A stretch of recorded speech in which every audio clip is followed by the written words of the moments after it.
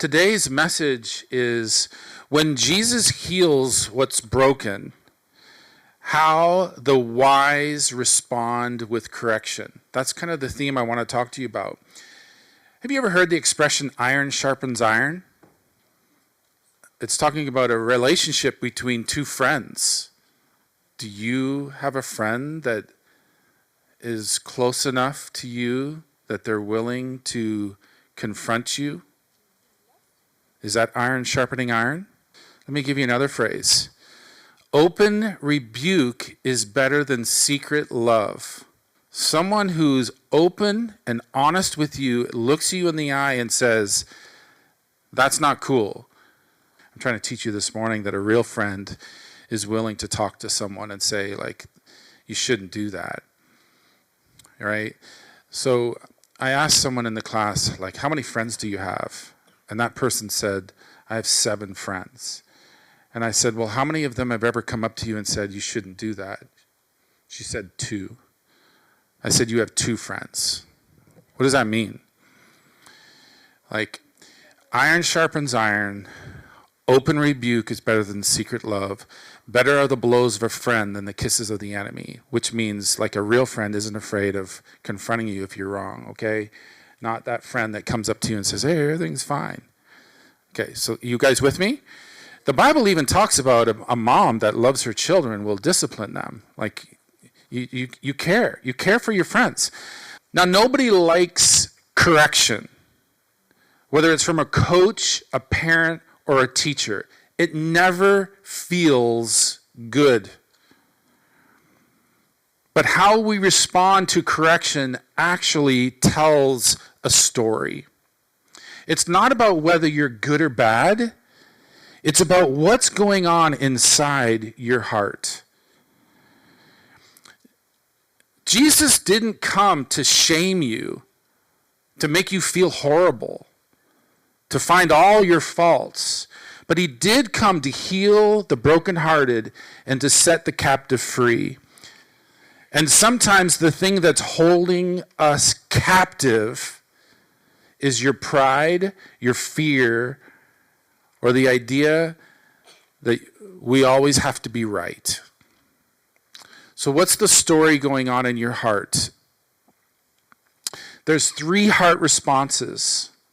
The naive heart. That's the heart that just doesn't realize the impact of their choices. They're not bad. They're just unaware. They're not bad. They're just not aware. They're like, they just get in trouble all the time. I didn't know I couldn't say that. Then there's the mocking heart. That's when someone laughs off correction or tries to make others look small to feel big. The third heart is a wise heart. The one that says, listen, okay, I don't like hearing this. I don't like being corrected, but maybe I can grow through this.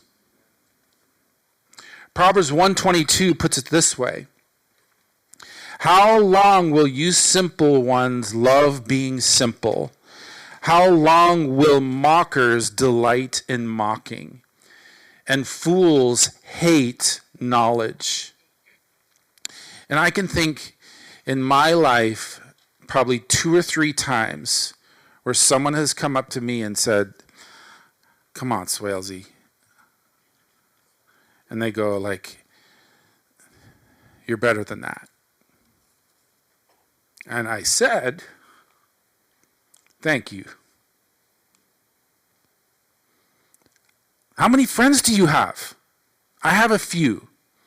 I have a few. One of my best friends would be Mrs. Swales. And she'll come up and she'll be like, man, you need to, like, let's go for a walk. She hears everything that goes on in my world, and she will love me. What kind of heart do you have right now when someone tries to help you?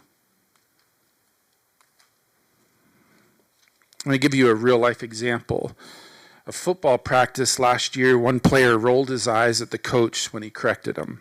Another player listened very carefully, fixed his posture as a form, a position. It's like a defensive stance in basketball. There's a proper way of defending a player with your shoulders and your hips and which foot is forward. And he actually thanked the coach afterward. The next week, the second player was running the drills for the others. That's a great example. Show these guys. Go work with these guys. Same correction, different heart. The difference wasn't talent, it was teachability. The Bible calls this wisdom. A hearing heart. Solomon had anything he could pick in the world. God said, what do you want? Like a little genie bottle.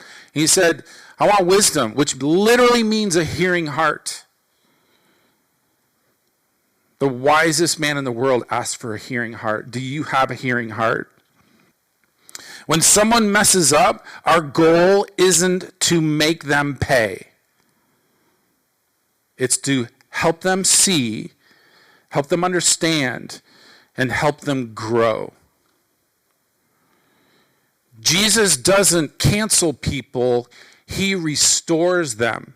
We need restoration, not shame. Let's be honest.